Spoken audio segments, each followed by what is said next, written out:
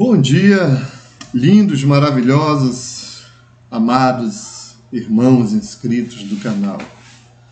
Estou aqui mais uma vez com vocês, desta vez para a gente bater um papo espiritual. Aliás, o segundo, tá? O primeiro papo foi sobre responsabilidade espiritual. O segundo é sobre a honestidade espiritual. Uma coisa que nós devemos desenvolver, né? É uma coisa que deveríamos trazer de berço, né?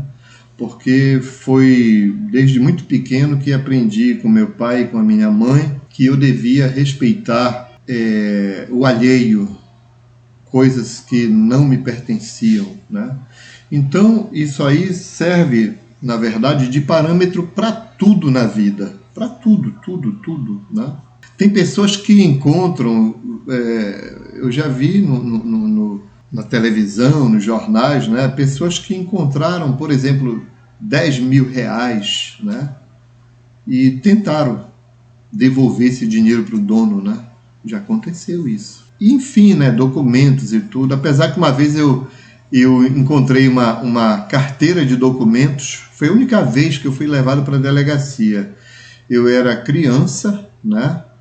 E naquele tempo o mundo era muito fechado nas coisas, né?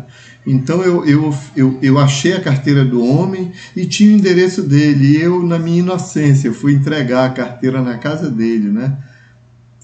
Moleque, né? Doido para ganhar, diz que uma recompensazinha, né? A recompensa é que ele me levou para a delegacia, porque quando eu entreguei a carteira dele não tinha nenhum dinheiro, né? Quer dizer, a pessoa que achou, que roubou, não sei, pegou o dinheiro e jogou a carteira fora.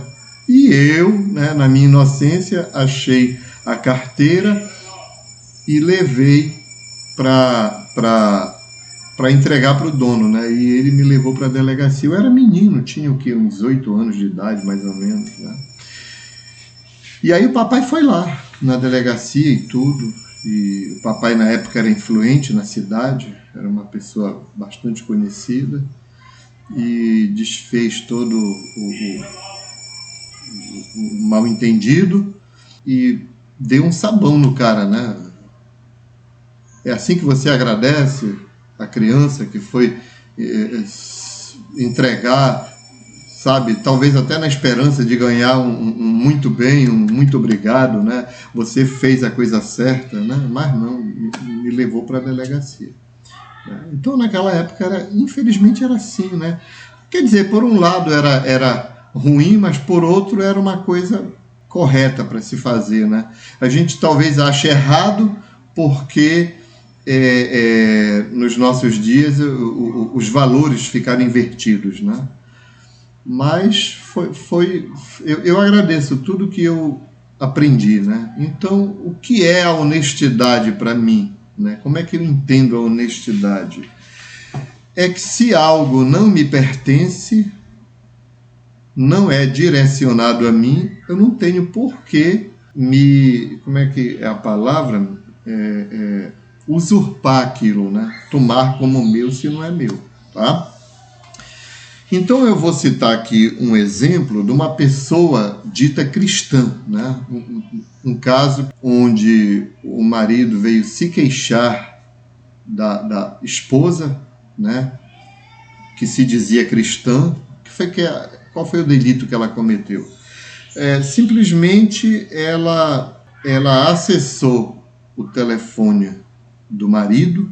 E como era esposa, o marido confiava porque não achava que a mulher... E primeiro, ele não dava nenhum tipo, não chegava atrasado, e quando ia chegar atrasado ligava, quer dizer que era um homem íntegro, correto, direito, entendeu? Ele era advogado e ele estava cuidando de um caso, né, que era um caso assim, digamos assim, de certa seriedade, né? Aliás, quando a pessoa procura um advogado, não é para tomar um sorvete, né, e bater um papo, né? Então, a coisa geralmente tem um nível de seriedade. Tá, deu uma coisa na cabeça da mulher e a mulher foi lá e acessou a conversa e aí acesso a informações que eram privilegiadas que não eram para ela, enfim, isso. Aí depois ela veio tomar satisfações, achando que não entendeu direito a mensagem, e veio tomar satisfações achando que estava havendo ali uma traição. E aí o moço ele trouxe essa situação, tá? Que a queixa é que não era correto o que a mulher fez de acessar uma informação que não lhe dizia respeito, que ele era transparente, que ele era correto com a pessoa e que ele nunca deu motivos para que ela mexesse o telefone dele, né? O fato é que, infelizmente, por conta disso, eles não chegaram num acordo e o casamento acabou caminhando para um divórcio, por causa da postura da esposa dele, porque ela achou que ela tinha direito a acessar informações que não eram direcionadas a ela. E a coisa foi para a justiça mesmo e eles terminaram. Eu estou citando esse caso aqui para vocês entenderem o quanto é importante a gente colocar em prática as coisas que a gente ensina. Não podemos ter dois pesos e duas medidas, né? O que é certo, o que é errado. Então, vejam só aonde chegou esse problema, né? A esposa acessou informações que não lhe deviam, julgou algo que não tinha fundamento, criou um problema na congregação. O irmão advogado perdeu, digamos assim, o respeito como advogado, porque as coisas confidenciais vazaram, vamos dizer assim, né? Então ficou um negócio muito chato. E a gente sabe que hoje em dia os casamentos acabam por qualquer coisa. Agora, só que a esposa dele achou que tinha direito de saber aquelas informações. E isso causou um desconforto muito grande e acabou em divórcio. Se tornaram praticamente inimigos, enfim, né? Então, o que essa pessoa aprendeu, mas não colocou em prática? Que o direito do fulano A termina quando começa o direito do fulano B. Então, o fato de a gente ter uma relação, seja de profissional, né, trabalhista, familiar, parental, social, enfim, não dá plenos direitos. Só tem plenos direitos sobre tudo e sobre todos o Criador, entendeu? Então, se eu tenho uma esposa e ela estava conversando com uma irmã, o que é que, como marido, me dá o direito de eu chegar para ela e perguntar sobre o que vocês estavam conversando? Eu quero saber, entende? Se a esposa não contou para o irmão, para o esposo dela, o que conversou com a irmã, é porque não era uma coisa que ele precisasse saber. De repente era uma coisa particular daquela irmã que conversou com a esposa dele e que não necessariamente ela tinha que chegar e dizer. Entendem como é que é o negócio, né? Então, onde é que entra a honestidade espiritual nesse campo aí, já que a pessoa se diz seguidora da palavra? É simples. Respeitar os limites. Ninguém é obrigado a confidenciar o que conversou com outra pessoa.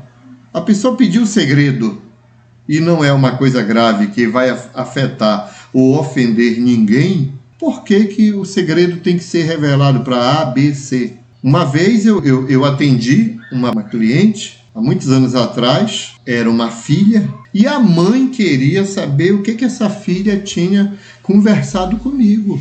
Eu falei para ela, me desculpe, eu não posso compartilhar o assunto que ela confidenciou comigo, porque existe o sigilo profissional.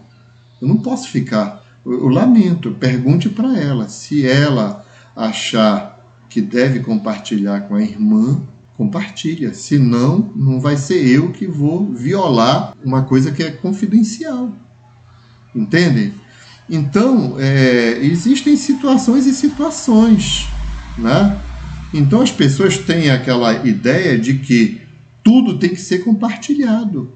Tudo que disser, que fizer referência ao casal, beleza. mas tem coisas que fazem parte de um outro contexto que não tem por que ser violado, né? Então, quando o irmão, a irmã, que se diz seguidor da palavra, desconsidera esses parâmetros, pula esses parâmetros, desconsidera, aí está deixando de ser cumpridor da palavra, porque não está respeitando o que a palavra diz, que nós devemos amar o nosso próximo, que nós devemos respeitar o nosso próximo, que nós não devemos levantar falso testemunho.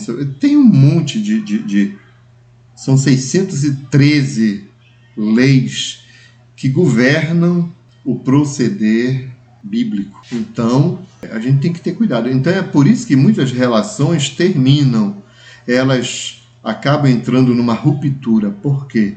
Porque as pessoas avançam os sinais. Se for uma coisa que a esposa tenha que contar para o marido, ela vai contar. Se for uma coisa que vice-versa, também, entendeu? Diferente dos filhos, porque os filhos não se governam. Então é importante que pai e mãe tenham ciência de tudo que os filhos fazem. Então a mãe não deve esconder o que descobriu do filho para o marido, porque faz parte da coisa, né? Então, tudo acontece quando as pessoas não respeitam os limites, não respeitam as coisas que devem ser respeitadas. Então, para me falar de responsabilidade, de honestidade, a gente precisa ter em mente esses parâmetros. Nós temos que ser honestos, espiritualmente falando. Esse bate-papo aqui com vocês é isso, né? Por exemplo, durante mais de 20 anos da minha vida, eu achei que eu tinha descoberto a verdade e tudo era um engano. Então eu descobri que eu estava sendo enganado. Então eu acordei, eu despertei e iniciei uma nova etapa da minha vida. Por quê? Porque o Criador espera de nós, ele espera que a gente tenha a sede espiritual. Ele espera que a gente desenvolva a fome espiritual. A gente tem que ter. Só assim a gente vai escavar, vai cascavear, vai fuçar, como vocês queiram chamar. Então, no meio dessa garimpagem, eu descobri muita coisa errada.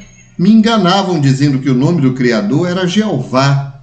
E não existe esse nome na Bíblia. Não existe. Colocaram lá. Para falar a verdade, nem J existe na escritura hebraica. E a gente tem que entender que o Criador, ele privilegiou o povo hebreu, o povo israelita. E tudo que foi escrito nessa língua. Então, logo, nem o nome que a gente conheça como J é o nome real. Jeremias, José, Jeroboão, Joaquim, enfim, né? Nenhum tá correto, tá? Então, existem pessoas que vêm e falam contra isso. Mas porque as pessoas vêm dizendo que o nome tem que ser o correto? Claro que tem que ser o correto. Um dia você ressuscita e você vai estar em contato com um profeta que você conheceu como Jeremias, e aí você vai chamar lá no meio da multidão, lá: ei, Jeremias, eu quero conversar contigo, eu quero que você me conte como é que aconteceu aquela situação assim, assim, assim, assim, e ninguém vai responder pelo nome de Jeremias, porque você se chama, vamos dizer que você se chama José, né? Aí a pessoa, não, digamos que o seu nome seja Iacef, tá? Mas eu lhe chamo de José. Você não vai me atender, né? Ainda mais se estiver no meio de outras 10 pessoas, por exemplo, né? José, quero falar contigo, mas não é, o nome não é José, o nome é Iacef, né? No hebraico moderno é Iosef, tá? Então a importância do nome é interessante.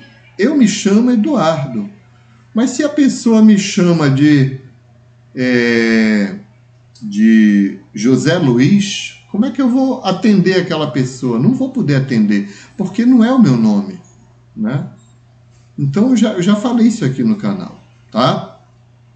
Então eu descobri que eu fui enganado durante os 20 anos em que eu me congreguei com um dos segmentos da cristandade, né? Aí, 2 meses atrás, descobri de novo que eu estava mergulhado no engano. De repente eu descobri que a coisa era muito mais grave do que eu havia imaginado na minha vã filosofia, né? E eu fiz uma série de 10 vídeos, como vocês todos sabem, onde eu produzi, nesta série, mais de 60 contradições encontradas no texto bíblico do Novo Testamento. Quando eu falo Novo Testamento, tá?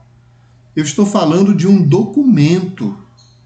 É um documento tão sério e tão profundo que praticamente dividiu as eras. Nós temos as eras AC, antes de Cristo, e DC, depois de Cristo, o chamado Anno Domini, né? E os erros que eu descobri de geografia, de história, de referências, tá? São erros, sinceramente, incabíveis. Vou citar mais um exemplo que não está nos vídeos. Atos capítulo 7, versículo 14. O que diz lá em Atos 7,14? Afirma que 75 pessoas da família de José, aquele que se tornou rei no Egito, né?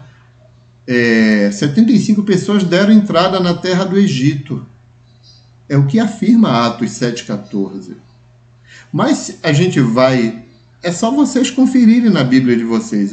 Como eu não estou aqui no normal, aqui, eu não vou poder abrir, né? Mas Gênesis, capítulo 46, versículo 27, afirma com todas as letras que o total que chegou no Egito foi um perfeito total de 70 vidas, 70 almas. Entenderam aí? Então, como é que pode um documento desse, cuja fama, por ser divino, tem a obrigação de ser, por extensão, infalível, inerrante e perfeito como palavra inspirada? Esse documento não é algo que foi forjado lá no fundo do quintal. Então, baseado em tudo isso, é que a gente precisa buscar com honestidade onde está a verdade. Tá? E o que o Criador espera de nós? Que a gente busque o fundamento. Por quê? Porque agora eu tenho em mãos elementos que me dão a base para que eu possa ir pesquisar. Foi ligada a luzinha do desconfiômetro. Foi acesa a lâmpada da dúvida. Como é que pode? Se aqui diz que são 75 pessoas e lá diz que foram 70 pessoas, alguma coisa está errada aí. Se fosse um erro, 2 ou 3, beleza. Mas não é assim, irmãos. São mais de 6.000 erros. Eu mostrei para vocês aqui só 60 e pouco, não chegou nem a 70. Entenderam? Então a coisa é muito, muito fora da curva, tá estranho, tá? Né? Então, eu como uma pessoa que primo pela honestidade, eu me sinto obrigado a uma mudança de foco. Eu tenho que colocar em pauta 2 coisas importantes. A primeira, eu não sou acadêmico da área. Isso me mostra que eu preciso estudar mais profundamente, que eu preciso rever tudo Essa é a primeira coisa, reconhecer que eu não sou um acadêmico da área. O que acontece, irmãos? Durante 20 anos da minha vida, eu preguei uma mentira. Eu preguei um engano e eu não tenho como reverter isso. Eu não tenho como chegar para as pessoas que eu não sei mais nem onde moram, se ainda estão vivas. Já passou, já fiz a caca, já está feita. Entendeu? Eu não posso mudar o passado, mas eu posso fazer um novo começo, tá? Então eu tenho que ter a hombridade, eu tenho que ter a responsabilidade e a honestidade de rever meus conceitos, de estudar, para me poder vir aqui ensinar para vocês, tá? Segunda coisa, eu não me sinto digno da palavra, de ensinar a palavra, e já explico. Falando agora de mim mesmo, começando com a palavra confiança. Quando a gente entra num projeto, a gente tem que levar aquele projeto, sabe, com todo o nosso espírito, com toda a nossa fé, com toda a nossa confiança.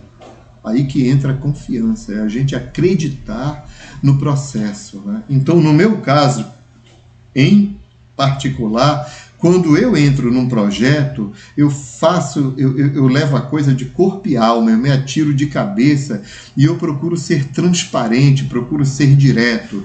Então, nos últimos 3 anos da minha vida, né, eu me dediquei de corpo e alma a um projeto de vida. E dentro desse projeto eu confiei em pessoas que eu julgava idôneas, pessoas que eu conhecia, o primeiro, né, eu conheci uma vida inteira, era um parente meu, que me viu criança, né, que eu não conheci por 1 ano, 2 ou 3, eu conheci por uma vida inteira. E essa pessoa me apunhalou pelas costas.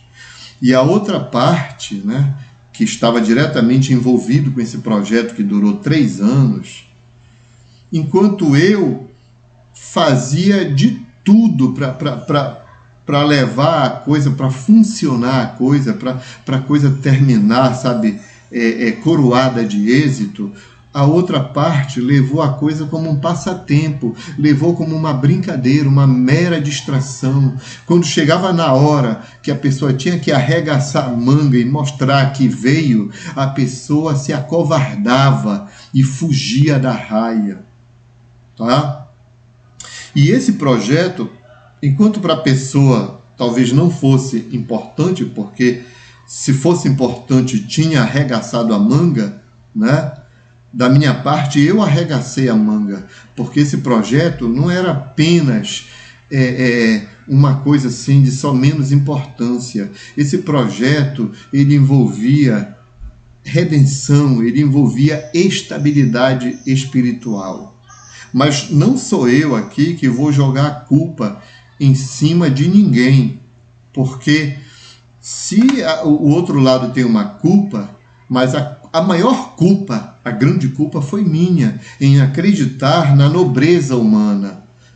E tudo que me foi devolvido foi torpeza, engano, traição, tá? Por que eu estou contando isso, abrindo isso da minha vida para vocês?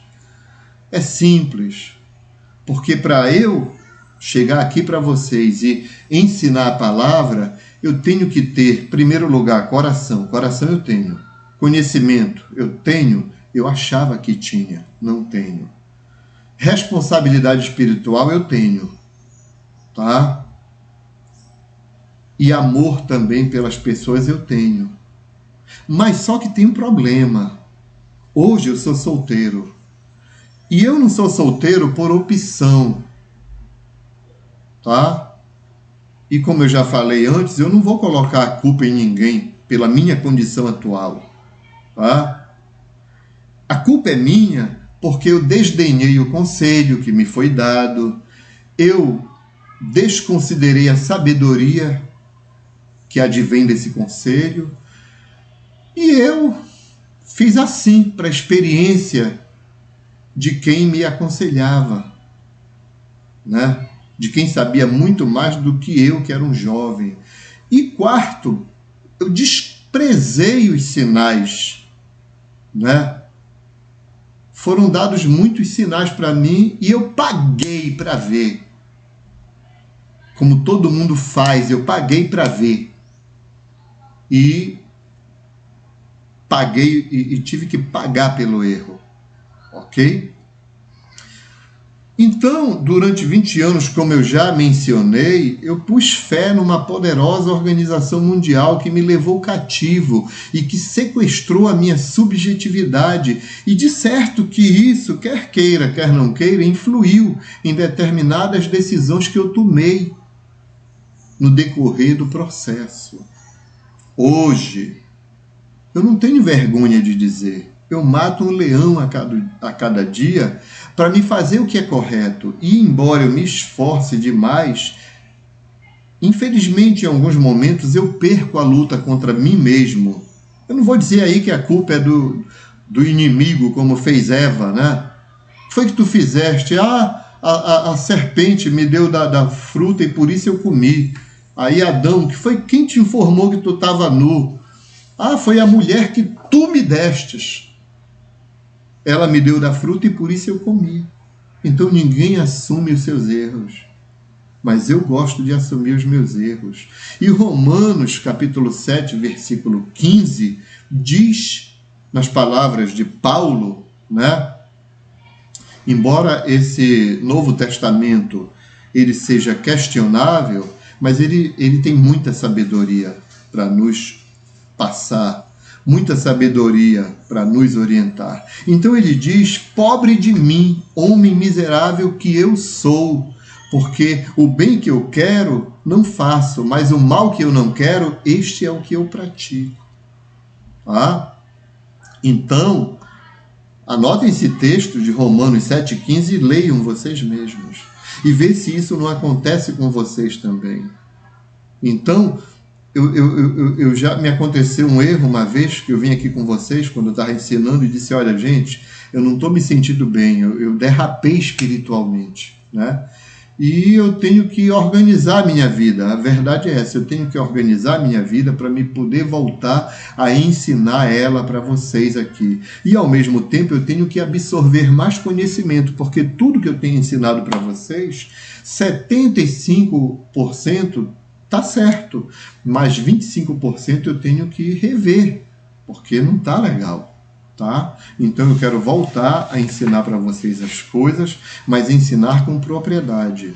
Tá? Por quê? Porque o nosso Criador, Yahuwah, ele merece o nosso melhor. E eu tenho que melhorar, eu tenho que ajustar minha vida para poder seguir em frente e ajudar vocês. Eu não quero chegar aqui, sabe, ter cometido um erro no dia anterior, na noite passada, e fingir que está tudo bem.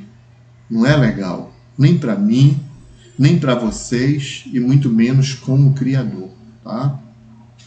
Então, o que eu quero dizer aqui para vocês é que o canal ele não vai acabar, vai continuar. Mas eu vou trazer vídeos para vocês diferentes, né?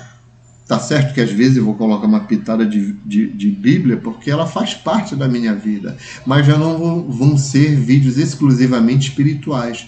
Vão ser vídeos como o que eu comecei hoje, né? Agora, falando de pessoas que atropelam as relações, os relacionamentos, e por isso os relacionamentos terminam, porque as pessoas não respeitam limites, né? Porque as pessoas acham que podem tudo, e não é assim.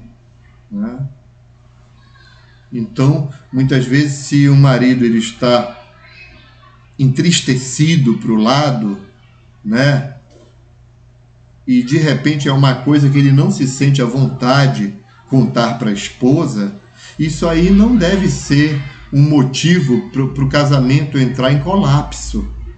A esposa tem que respeitar. Pode ser que no tempo apropriado ele venha a contar para ela. Assistam filmes gospel, tem muito filme gospel aí no YouTube, entendeu? E a gente vai ver que os relacionamentos bem-sucedidos, mais bem-sucedidos, são aqueles onde as pessoas respeitam o tempo do outro, respeitam a condição do outro, né? Então eu quero voltar a trazer para vocês vídeos edificantes, visando entender melhor como é que a vida funciona, viver a vida melhor. Essa é a minha, é a minha proposta, e também eu quero trazer para vocês situações onde vocês possam estar meditando melhor dentro de determinados posicionamentos. Quero ser mais presente com vocês, porque quando eu fazia os vídeos, eu levava uma vida, um mês, às vezes, uma semana, para preparar o vídeo, né? Mas eu vou procurar ser mais breve e trazer muita coisa legal para vocês, tá? Tipo assim, por exemplo, na questão, né, de ir para uma cidade menos populosa, né? Quando chegar a perseguição e tudo, né? O que vocês podem fazer, enfim, vou trazer muita coisa legal para vocês, tá? E isso se chama reinventar-se, né? Então é isso que eu quero me reinventar, eu quero estudar mais, eu quero aprofundar mais, eu quero ajudar mais, fazendo uso do conhecimento acadêmico que eu tenho. A maioria de vocês sabe que eu sou terapeuta, né? E eu quero trazer muita coisa interessante para vocês, tá bom? E no final de tudo, né, a gente sabe que qual é o grande tchan, a grande sacada. A grande sacada é que diante do Criador existe uma balança, né? Então toda balança ela tem o lado positivo, né, e o lado negativo, né? Então o lado negativo é quando a balança ela desce, né? Ela desce para as coisas ruins que a gente faz, né? Uma criança veio pedir uma comida, um dinheiro, sei lá, e você tinha o dinheiro e não deu, tá? Aí a balança, né, que estava aqui desce. Mas a criança veio e pediu e você deu, então, né, a balança positiva sobe, né, e a negativa desce, entenderam? É ruim eu fazer isso porque eu estou vendo a imagem invertida aí, né? Vocês estão entendendo? Então a balança ela é de acordo com as nossas atitudes, tá? Então se nós temos boas atitudes, elas têm que ser colocadas em prática no nosso dia a dia. Não é dizer eu amo meu irmão, né? Não, é como diz o livro, se eu não me engano, de Hebreus, né? Aquele que disser eu amo a Deus, mas não ajuda financeiramente, começou a chuva, não ajuda financeiramente o seu irmão, então é iníquo, porque professa uma fé, mas não vive de acordo com essa fé. Tá bom, irmãos? Muito obrigado por tudo, obrigado pela paciência de vocês, obrigado pela inscrição de vocês. Não faço isso por dinheiro, porque para ganhar dinheiro aqui no YouTube tem que ter 100 mil, 200, 300 mil inscritos, né? Eu não faço por dinheiro, graças ao Criador eu tenho dinheiro que supre minhas necessidades. Eu sou uma pessoa abençoada. Eu não sou uma pessoa abençoada, eu sou uma pessoa super, mega abençoada. Tá bom? Então é isso que eu queria deixar aqui para vocês, tá? Espero que vocês tenham paciência comigo e com vocês, que vocês se deem, sabe, o benefício da dúvida, que vocês busquem a verdade como quem busca o ouro e a prata. Desconfiem dessas igrejas aí que estão levando vocês para o abismo. Maior que as igrejas é a palavra, gente. A palavra, ela é acima, tá? E é isso. Obrigado, gente, tá? Obrigado de coração.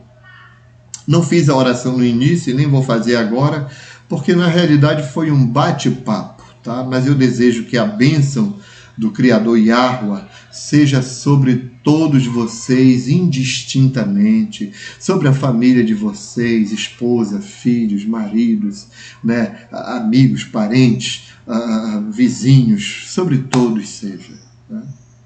E se assim for, é motivo para mim de felicidade. Desejo apenas que o nome do Criador, Yahuwah, seja louvado para toda a eternidade. Para toda a eternidade, assim seja seu nome louvado. Obrigado, gente. Obrigado mesmo. Bye bye, so long, farewell.